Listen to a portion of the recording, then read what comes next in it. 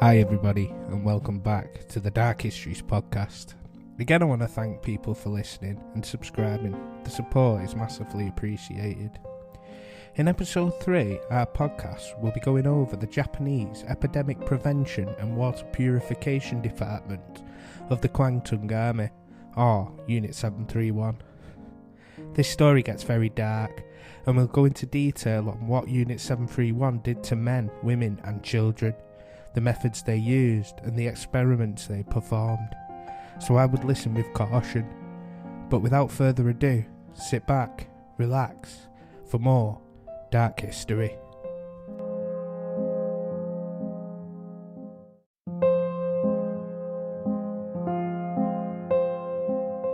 Inner and Outer Manchuria is a region in the northeast of China. Inner Manchuria had been in the sphere of influence of the Japanese since the Russo-Japanese War of 1904 and extended to Outer Manchuria during the Russian Revolution in 1917. In 1931, Japan's Kwangtung Army invaded China after the Mukden incident, which was a false flag orchestrated by the Japanese as an excuse to invade and setting the stage for the Second Sino-Japanese War in 1937. The Japanese would establish a puppet government in Manchuria, changing the name to Manchukuo. Sorry for going off on a bit of a tangent there, but just a brief history into Manchuria, where Unit 731 would set up the roots of evil.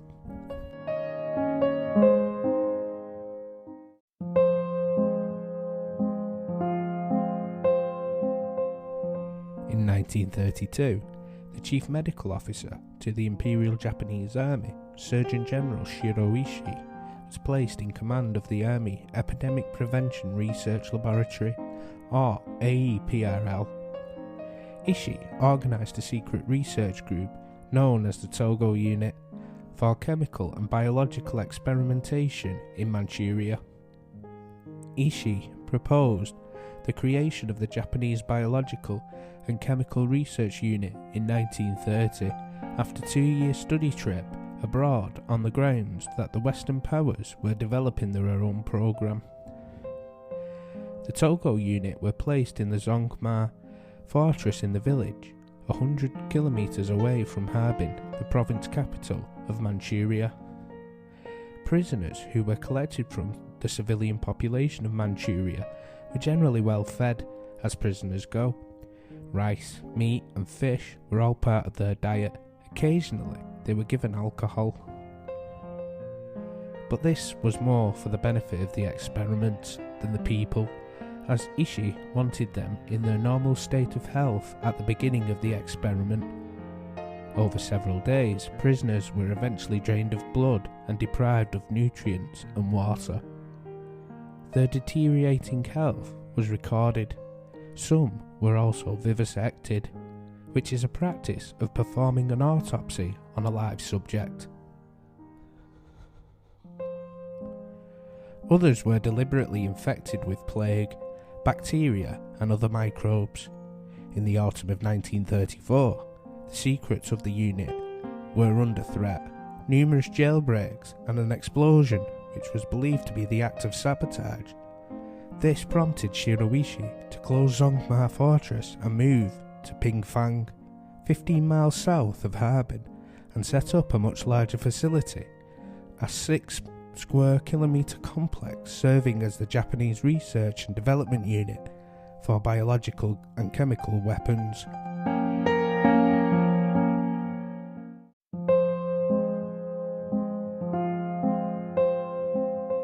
When Emperor Hirohito ordered the decree for the expansion of the Kwangtung Army, Shiro Ishii's Togo unit and Yuriro Wakamatsu's unit would be absorbed to form the Epidemic Prevention and Water Purification Department of the Kwangtung Army, or Unit 731.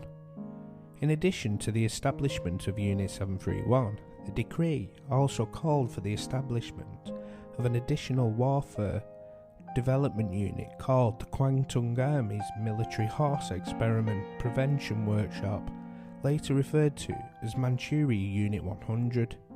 and a chemical warfare development unit called Kwangtung Army's Technical Testing Department, later referred to as Manchuria Unit 516. After the Japanese invasion of China in 1937, a biological and chemical warfare unit was founded in major Chinese cities and was referred to as the Epidemic Prevention and Water Supply Unit, including Unit 1855 in Beijing, Unit 1644 in Nanjing, Unit 8604 in Guangzhou, and later Unit 420 in Singapore. All of these units comprised Ishii's network, and at its height in 1939 was composed of more than 10,000 personnel. Medical doctors and professors from Japan were attached to Unit 731 by the rare opportunity to conduct human experiments and strong financial support from the army.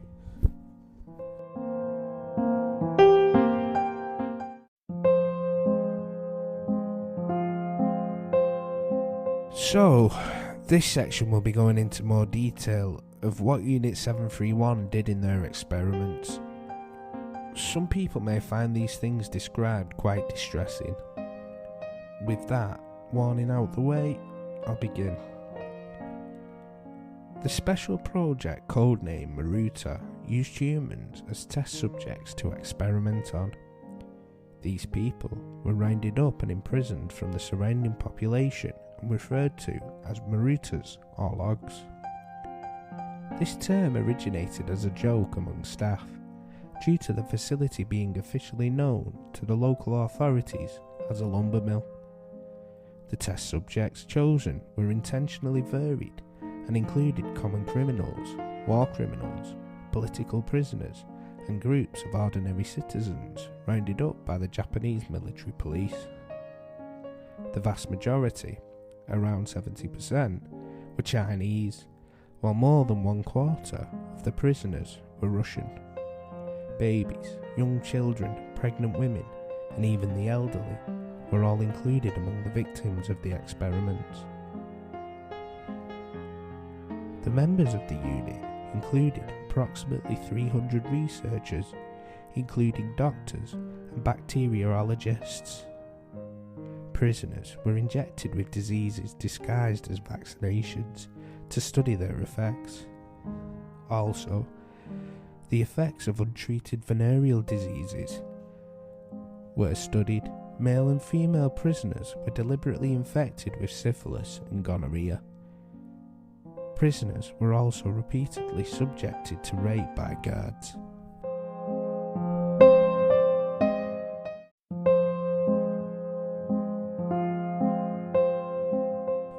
One cruel and barbaric experiment was vivisection. Thousands of men, women, children, and infants interned at the prisoner of war camp were subjected to vivisection, often without anaesthesia, usually ending with the death of the victim. One member of Unit 731 admitted to vivisecting a pregnant woman. The woman had been infected with various diseases and then had her organs removed, while she was alive, I might add, so the researcher could study the effects of the disease on them. Some prisoners had limbs amputated to study blood loss, or had them reattached to another part of their body to see if the body would reject it. Some prisoners had parts of their organs, like the brain, lungs, or liver, taken to see how long they could survive, and others practiced the removal of the stomach and the attachment of the esophagus to the intestines. It's estimated 1,000 Japanese researchers partook in vivisection in Unit 731 facilities.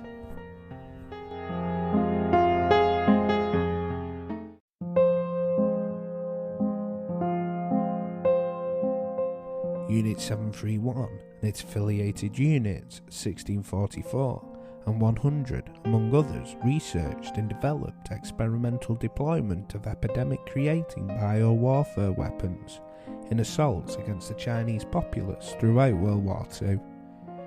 Plague-infected fleas were bred in laboratories and spread using low-flying planes over Chinese cities, creating a bubonic plague epidemic which killed tens of thousands of people. Nanjing, which had been subjected to a brutal massacre at the hands of the Japanese in 1937, was chosen for an expedition to spread typhoid and paratyphoid fever. The Japanese poisoned the wells, marshes, houses of the city, as well as infusing germs in the snacks to distribute them among the locals. When the epidemic broke out, the researchers rejoiced when they discovered that paratyphoid fever was the most effective of the two pathogens. At least 12 large-scale field experiments of bioweapons were undertaken by Unit 731, along with 11 cities being attacked with bioweaponry agents. An attack on Changda in 1941 reportedly led to approximately 10,000 biological casualties and 1,700 deaths among ill-prepared Japanese troops, with most cases dying due to cholera. Japanese researchers performed tests on prisoners with bubonic plague, cholera, smallpox and botulism, and other diseases. This research led to the development of the defoliation Bakley bomb and the flea bomb used to spread bubonic plague. Some of these bombs were disguised with porcelain shells, an idea proposed by Ishii in 1938. These bombs enabled Japanese soldiers to launch biological attacks, infecting agriculture, reservoirs, wells, as well as other areas with anthrax, plague-carrying fleas, typhoid, dysentery, cholera, or other deadly pathogens. During biological bomb experiments, researchers dressed in protective suits would examine the dying victims. Infected food supplies and clothing were dropped by aeroplanes into areas of China not occupied by Japanese forces. In addition, poisoned food and candies were given to unsuspecting victims. During the final months of World War II, Japan planned to use plague as a biological weapon against San Diego in California. The plan was scheduled to launch on September 22, 1945, but the Japanese surrendered 5 weeks earlier. Plague fleas, infected clothes, infected supplies encased in bombs were dropped in various targets. The resulting cholera and anthrax and plague was estimated to have killed at least 400,000 Chinese civilians. Tularemia, which is commonly known as rabbit fever, was also tested on Chinese civilians.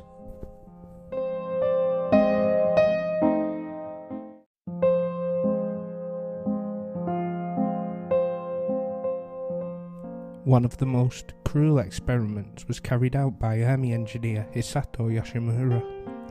He would take prisoners out in the freezing weather and dip various appendages into water of varying temperatures and allow the limbs to freeze. Once frozen, Yoshimura would strike their affected limbs with a short stick, saying it emitted a sound resembling that of which a board gives when it is struck. Ice was then chipped away, with the affected areas being subjected to various treatments, such as being doused in water or exposed to the heat of a fire. Yoshimura was considered as a scientific devil and a cold-blooded animal by his peers, which is saying something coming from the rest of the Unit 731's reprobates. One experiment of Yoshimura's that was documented sees 2 naked men out in minus 40 to 50 degree weather and left there until they froze to death. This agonising ordeal all caught on camera. Female prisoners were forced to become pregnant for use in experiments. The hypothetical possibility of vertical transmission from mother to child of diseases, particularly syphilis, was stated reasons for their torture. Fetal survival and damage to the mother's reproductive organs was objective of interest. Though a large number of babies were born in captivity, there has been no accounts of any survivors of Unit 731, children included. It's suspected that the children of female prisoners were killed after birth or aborted, while male prisoners were often used in single studies so that the results of the experiment on them would not be clouded by other variables. Women were sometimes used in bacteriological or physiological experiments, sex experiments, and as the victims of sex crimes.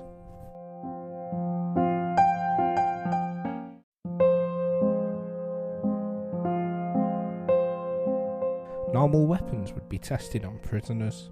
Grenades, flamethrowers, knives and bombs, to name a few, were used to see the effects each would inflict on a human body.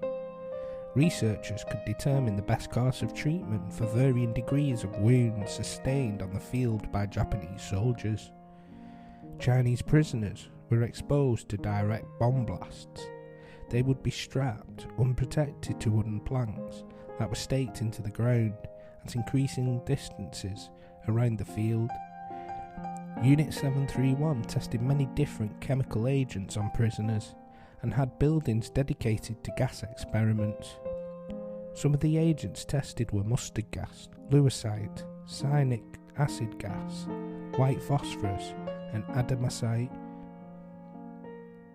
In other tests, subjects were deprived of food and water to determine the length of time until death, placed onto low pressure chambers until their eyes popped from their sockets, experimented on until determined the relationship between temperature burns and human survival, pumped full of horse blood, hung upside down until dead, crushed with heavy objects, electrocuted, dehydrated with hot fans, placed into centrifuges and spun until death, injected with animal blood, exposed to lethal doses of X-rays, subjected to various chemical weapons inside gas chambers, injected with seawater, and burned or buried alive.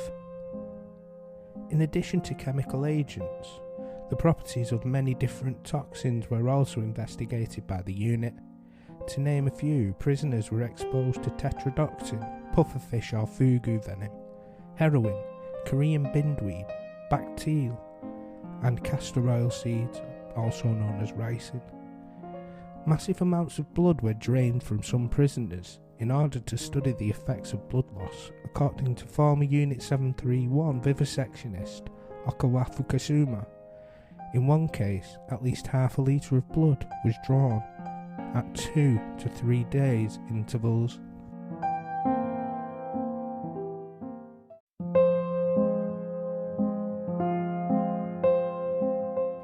With the war in Europe drawing to a close, and the coming of the Red Army, the Japanese operations and experiments still continued. Ishii had wanted to use biological weapons in the Pacific since May 1944, but his attempts were repeatedly snubbed. In August of 1945, the unit had to abandon their work in haste. Ministers in Tokyo ordered the destruction of all incriminating materials, including those in Pingfang. Potential witnesses, such as 300 remaining prisoners, were either gassed or fed poison, while 600 Chinese and Manchurian labourers were shot. Ishii ordered every member of the group to disappear and take their secrets to the grave. Potassium cyanide vials were issued to use in case the remaining personnel were captured. The facilities were blown up during the final days of the war by a skeleton crew of Japanese soldiers from the Kwangtung Army, ordered to destroy any evidence of the activities of Unit 731 and their affiliated units. When the war in Japan abruptly ended with the dropping of 2 nuclear warheads on the cities of Hiroshima and Nagasaki on the 6th and 9th of August 1945, then the declaration of war by the Soviet Union, the Japanese subsequently surrendered. The US Army were in Yokohama to rebuild a Japanese state under the command of General Douglas MacArthur. Among the individuals in Japan after the 1945 surrender was Lieutenant Colonel Murray Sanders, who arrived in Yokohama via the American ship Sturgis in September of 1945. Sanders was a highly regarded microbiologist and a member of the American's Military Center for Biological Weapons. Sanders' duty was to investigate Japanese biological warfare activities. At the time of his arrival in Japan, he had no knowledge of what Unit 731 was, until Sanders finally threatened the Japanese with bringing the Soviets into the picture. Little information about biological warfare was being shared with the Americans. The Japanese wanted to avoid prosecution under the Soviet legal system, so the next morning, after he'd made his threat, Sanders received a manuscript describing Japan's involvement in biological warfare. Sanders took this information to General MacArthur, and with this, MacArthur struck a deal with Japanese informants. He secretly granted immunity to the physicians of Unit 731, including their leaders, in exchange providing America, but not the other wartime allies, with their research on biological warfare and data from their human experiments. American occupation authorities monitored the activities of the former units members, including reading and censoring their mail.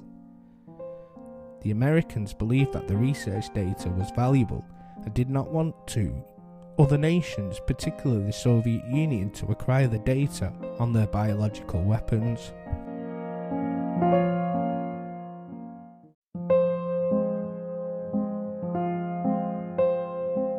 Sadly, justice really wouldn't be served for the Chinese, Russians and the POWs.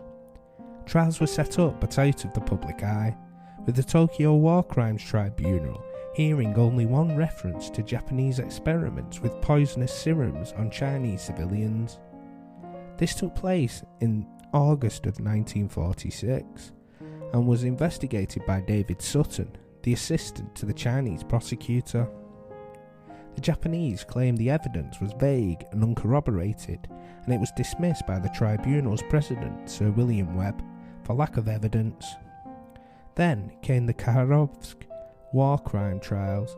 The Soviet Union pursued the case and prosecuted 12 top military leaders and scientists from Unit 731 and its affiliated biological war prisons. The Japanese doctors and army commanders who were perpetrated in Unit 731 experiments received sentences from the courts ranging to 2 to 25 years in Siberian labour camps. The United States refused to acknowledge the trials, branding them communist propaganda. The sentences doled out to the Japanese perpetrators were unusually lenient by Soviet standards, and all but one defendant returned to Japan by the 1950s. Under the American occupation, members of Unit 731 and other experimental units were allowed to go free. On May 6, 1947, Douglas MacArthur, as Supreme Commander of the Allied Forces, wrote to Washington that additional data, possibly some statements from Ishii, could probably be obtained by informing Japanese involvement. That information will be retained in intelligence channels and will not be employed as war crimes evidence. One graduate of Unit 1644, Masumi Katsuma, continued to do experiments on unwilling Japanese subjects from 1947 to 1956 while working for the Japanese National Health Institute. He infected prisoners with Rickettsia and mental health patients with typhus. Shiroishi, as the chief of the unit, was granted war crimes immunity from the US-occupied authorities because of his prevention of human experiment research material. From 1948 to 1958, less than 5% of the documents were transferred into microfilm and stored in the National Archives of the US before being shipped back to Japan.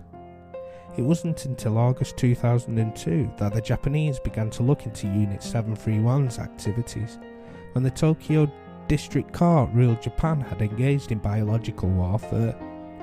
However, they rejected the victims' claims of compensation on the ground that they had already been settled by international peace treaties. In October 2003, a member of the House of Representatives for Japan filed an inquiry.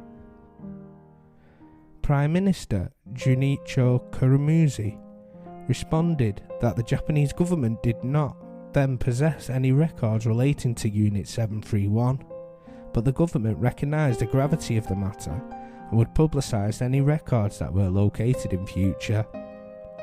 In April 2018, the National Archives of Japan released the names of 3,607 members of the Unit 731 in response to a request by a professor of the Shinkai University of Medical Science.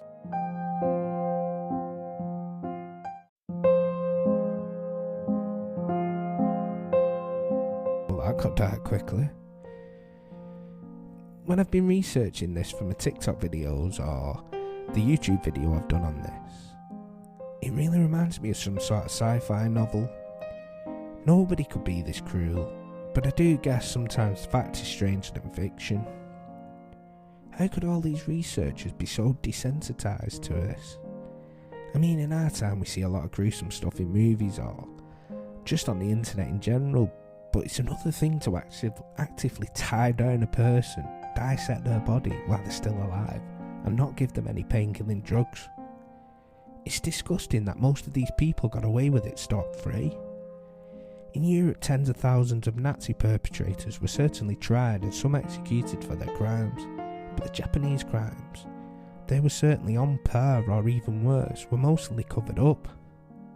Now, of course, I'm not condoning either, but where was the moral compass of the US at the time to condone the trials against the Nazi war crimes, but cover up the Japanese ones? Anyway, like I said, it got dark very quickly, and I would like to apologise to anyone this has offended. Now, I feel quite cringy asking for reviews and follows, but if you could drop me a review on your respective podcast provider, that would be a massive help. A follow if you would like to hear more. And if you think someone else will like these, please share. It really does help. Also, if you want to join the community, we do have a presence on YouTube and TikTok. I'll put links in the descriptions. Right, with all that rubbish out of the way, I promise episode 4 will be a little lighter, but we will be looking at some other evil person. Thank you for taking the time to listen, and I hope to see you again for more Dark History.